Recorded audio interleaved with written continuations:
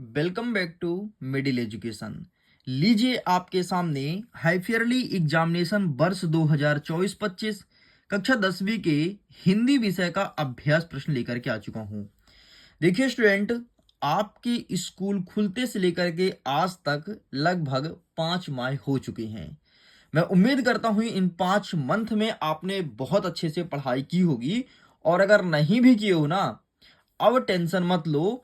बस middle education जो आपको कंटेंट प्रोवाइड कराता है, चाहे मोस्ट आईएमपी क्वेश्चंस हो या फिर मॉडल क्वेश्चन पेपर या फिर वस्तुनिष्ठ प्रश्न, जो भी कंटेंट प्रोवाइड कराता है, अगर आप मेरे द्वारा प्रोवाइड कराए गए सारे क्वेश्चंस को बहुत अच्छे से पढ़ के जाते हो, डेफिनेटली एग्जाम में अच्छे नंबर आने वाले हैं।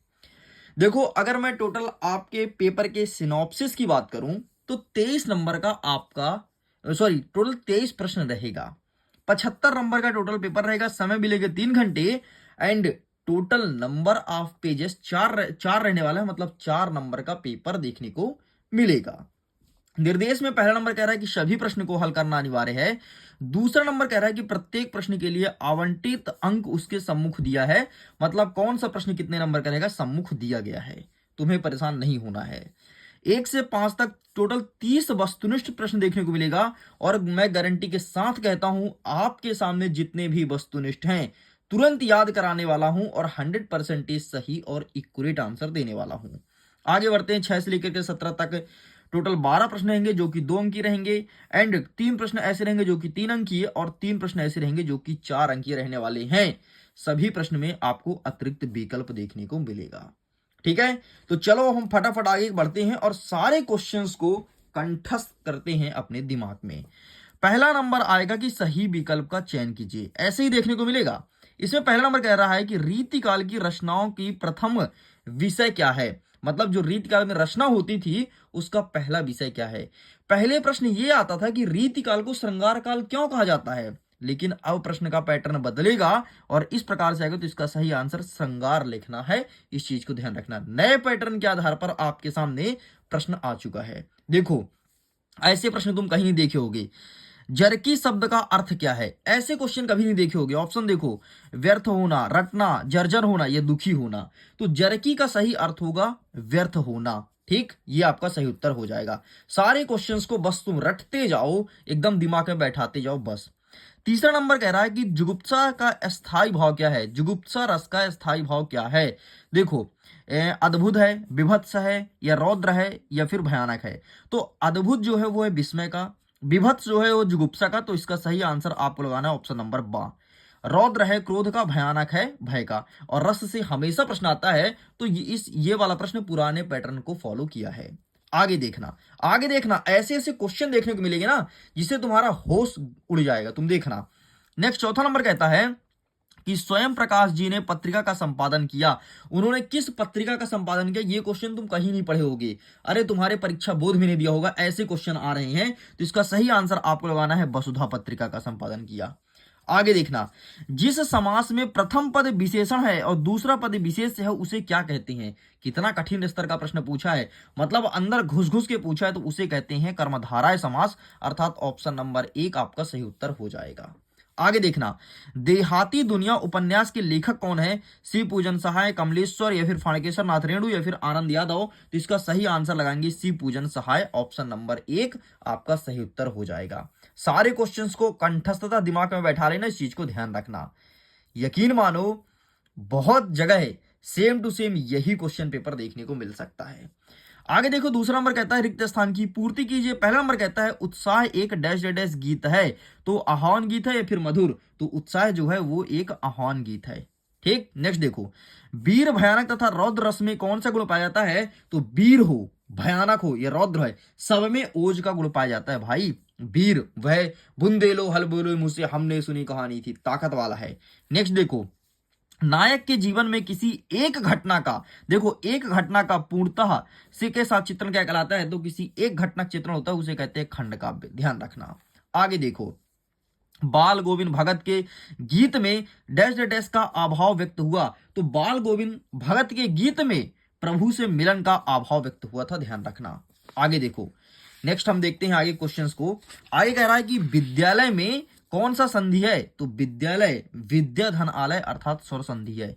आगे देखना, लपेचा और डैश डैश सिक्किम में स्थानीय जनजातियां हैं, ये तुम कभी नहीं पढ़े होगे।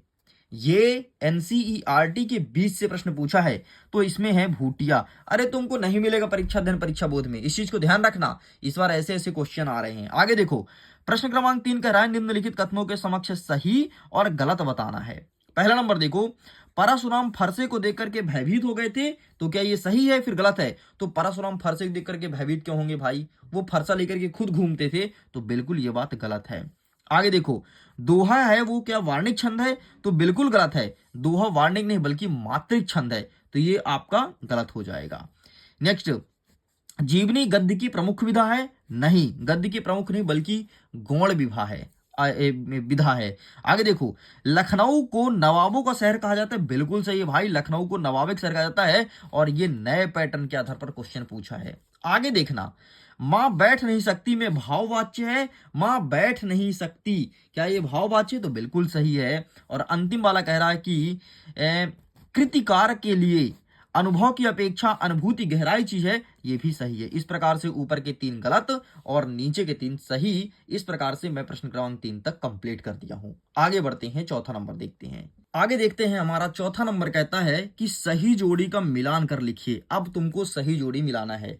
इसमें पहला नंबर कहता है युग धारा, तो इसका सही आंसर क्या हो जाएगा? तो युग धारा को लिखने वाले नागार्जुन हैं। भाई कठिन स्तर का प्रश्न है, जब तुम्हें नागार्जुन की रचना बनेगी तभी जाकर के तुम युग धारा बता पाओगे, वरना तुम्हारे बस की बाहर है। ध्यान रखना, पूरे नए पैटर्न के आधार पर क्वेश्चन आ रहा है तुम्हारे अर्धवार्षिक परीक्षा में। दूसरा नंबर देखो, उतना कभी सुने ही नहीं होगे, तो उतना का हो जाएगा आपका 3, इससे मिलाना है, उतना का हो जाएगा 3। सॉरी, उतना मतलब पीठ के बल लेटना को उतना कहते हैं, तो ये वाला सही उत्तर हो जाएगा। मतलब पहले का नागार्जुन और दूसरे को हो जाएगा पीठ के बल लेटना। आगे बढ़ते हैं, तीसरा नंबर कहता है मनु भंडारी की मां, तो इसका सही आंसर क्या होगा? तो मनु भंडारी की मां सहनशील, तो ये हो जाएगा तीसरा नंबर। आगे बढ़ते हैं, सुदामा चरित्र, तो इसका सही आंसर हो जाएगा सुदामा चरित्र जो है ना वो खंड काव्य है। हमेशा तुमसे रामचरित पूछता है, हमेशा तुम रामचरित पढ़े होगे, तुम्हारे स्कूल में रामचरित पढ़ाएंगे, लेकिन सुदामा चरित क्या पढ़ाए हैं? नहीं। नए पैटर्न के आधार पर क्वेश्चन, ये हो जाएगा चौथे का उत्तर। अब बताओ, देखिए क्वेश्चन। नेक्स्ट देखो, शब्द शक्ति के भेद कितने होते हैं? 3 भेद होते हैं। कौन कौन से शब्द शक्ति, कौन कौन से होते हैं? 3 भेद, अभिधा, लक्षणा और व्यंजना। ध्यान रखना, ये हो गया तुम्हारा 5वां नंबर। और अंतिम देखो, 1 और 1 11, एकता में बल होगा, तो ये हो जाएगा तुम्हारा 6वां नंबर। अब बताओ, ऐसे ऐसे क्वेश्चन इस बार आ रहा है, तुम्हारा दिमाग गायब हो जाएंगे। देखना आगे, निम्नलिखित प्रश्नों के उत्तर एक शब्द या एक वाक्य में लिखो। पहला नंबर कहता है जयशंकर प्रसाद की आत्मकथा कविता किस पत्रिका में प्रकाशित हुई थी? तो यहां पर लिखना है हंस पत्रिका, हंस पत्रिका में प्रकाशित हुई थी, ये चीज तुम्हें लिखना है। आगे बढ़ते हैं, दूसरा नंबर कहता है घेर घेर घोर गगन पंक्ति में प्रयुक्त अलंकार का नाम लिखो। तो घेर घेर घोर गगन, घा घा घा घा अनुप्रास अलंकार है भाई। और ये उदाहरण तुम कभी नहीं सुनोगे, हमेशा तुम सुनोगे चार चंद्र की चंचल किरणें खेल रही थी जल थल में। भाई बुद्धि गायब कर देगा, कितने भी तुम टॉपर हो, ऐसे पेपर आ रहे हैं। नेक्स्ट देखो, तीसरा नंबर, शास्त्रों में काशी किस नाम से प्रतिष्ठित है? तो काशी जो है वो आनंद कानन नाम से प्रतिष्ठित है, आनंद कानन, आनंद कानन, इतना लिखना है। आगे बढ़ते हैं, एक से अधिक अर्थ देने वाले शब्द क्या कहलाते हैं? तो जो शब्द एक से अधिक अर्थ देता है उसे कहते हैं अनेकार्थी। ठीक है, इस प्रकार से क्वेश्चन इस बार तुमको देखने के लिए मिलेगा। आगे देखना, 5वां नंबर कहता है कि जितने नार्ग ने खेदुम में किसका निवास बताया था? तो यहां पर देवी देवताओं को, तो आपको लिखना है देवी और यहां पे लिखना है देवताओं, देवी देवताओं लिख के कंप्लीट करना है। आगे बढ़ते हैं, 6वां नंबर, लेखक अज्ञेय अपनी अभ्यंतर व्यवस्था को किस प्रकार पहचान पता है? तो लिख करके। ठीक, ये लो भाई, इतने टफ लेवल के क्वेश्चन आ रहे हैं कि वस्तुनिष्ठ तुम्हारे दिमाग से गायब होने वाला, इस चीज को ध्यान रखना। आगे बढ़ते हैं, नेक्स्ट देखते हैं, 6वां नंबर कहता है कि रीतिकाल के 2 कवि का नाम लिखो और उसकी एक एक रचना बताओ। ये तो पुराने पैटर्न वाले क्वेश्चन है, तो ये रहा रीतिकाल के 2 कवि, ध्यान से देख लो। एक है कवि भूषण, जिनकी रचना है शिवराज भूषण, और शिवानी भवानी और चिंतामणि, मतलब कविकुल और कल्पतरु, ये इनकी रचना है। साइड करते हैं, आगे बढ़ते हैं। अथवा कहता है कि नई कविता की कोई 2 विशेषता बताओ। तो आइए नई कविता की विशेषता देखते हैं, ये रहा। और ये पुराने पैटर्न के आधार पर ही क्वेश्चन है, कुछ पैटर्न चेंज हुआ जो मैं तुम्हारे सामने लेकर के आया हूं। आगे बढ़ते हैं, नेक्स्ट कहता है कि तुलसीदास और सूर्यकांत त्रिपाठी निराले की काव्यगत विशेषताएं बताना है निम्न बिंदुओं के आधार पर। बिंदु क्या क्या रहेगा? दो रचनाएं, भाव पक्ष और कला पक्ष। प्रश्न 2 नंबर का ध्यान से देख लो। इस प्रकार से प्रश्न आ रहा है। तो तुलसीदास जी और किसके बारे में? सूर्यकांत त्रिपाठी निराला। इसके लिए मैं अलग से बनाया हूं भाई बढ़िया वीडियो, जाकर के देख लेना। बाकी मैं सीधे इसका पीडीएफ दूंगा, तो लिंक डिस्क्रिप्शन बॉक्स में जाकर के डाउनलोड कर लो। डेफिनेटली लिंक है, तुम चेक करो यार, ऐसा नहीं है कि लिंक नहीं देंगे। मैं बोल दिया मतलब लिंक डाला है, तुम जाकर के चेक करो और इसको देखो। 8वां नंबर देखो, परशुराम ने शस्त्रबाहु का वध क्यों किया था? लिखिए। तो परशुराम ने शस्त्रबाहु का वध क्यों किया, ये यहां पर आंसर लिखा है, इसका फोटो खींच लो। चलो साइड करते हैं, नेक्स्ट आगे। 8वां में कहता है कि मुरझाकर गिर रही पंक्तियां किसका प्रतीक है? इनके माध्यम से कवि जयशंकर प्रसाद क्या कहना चाहते हैं? ये प्रश्न तुम्हें कहीं नहीं मिलेगा। अरे तुम खोल लो ना अपना परीक्षा धन परीक्षा बोध, खोल लो तुम परीक्षा धन परीक्षा बोध भाई, नहीं मिलेगा मतलब नहीं मिलेगा। और ये रहा इसका आंसर। ये है नए पैटर्न के आधार पर क्वेश्चन, नए पैटर्न इसे कहते हैं। आगे देखो, कवि नागार्जुन के अनुसार फसल क्या है? लिखिए। ये क्वेश्चन मिल सकता है, ये पुराने पैटर्न के आधार पर क्वेश्चन है। ठीक, तो ये रहा इसका आंसर, इसका भी फोटो खींच लीजिए। आगे बढ़ते हैं, नेक्स्ट क्या कह रहा है इसके 8वां में कि संगतकार किन किन मुख्य रूपों में मुख्य गायक गायिकाओं की मदद करते हैं? संगतकार किस प्रकार से मदद करते हैं? तो संगतकार क्या होता है? संगतकार मतलब जो पीछे, तो गाना के पीछे कोई बांसुरी बजाएगा, कोई ढोलक बजाएगा, कोई हारमोनियम, उसे कहते हैं संगतकार। एंड ये रहा इसका आंसर, यही तुमको लिखना है, फोटो खींच लो। आगे बढ़ते हैं, 10वां नंबर देखो, प्रबंध काव्य किसे कहते हैं? उनके प्रकार का नाम लिखो। क्या होता है प्रबंध काव्य?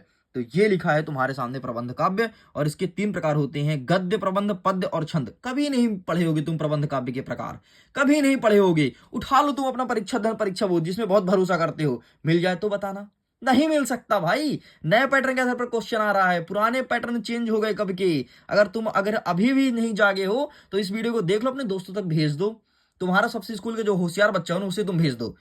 कुछ ऐसे प्रश्न हैं जिसका उत्तर वो भी नहीं बता पाएगा, नए पैटर्न के आधार पर। देखना 8वां में, मधुर गुण की परिभाषा उदाहरण सहित लिखना है, ये बता दोगे। ये पुराना प्रश्न है, ये पहले पूछता था।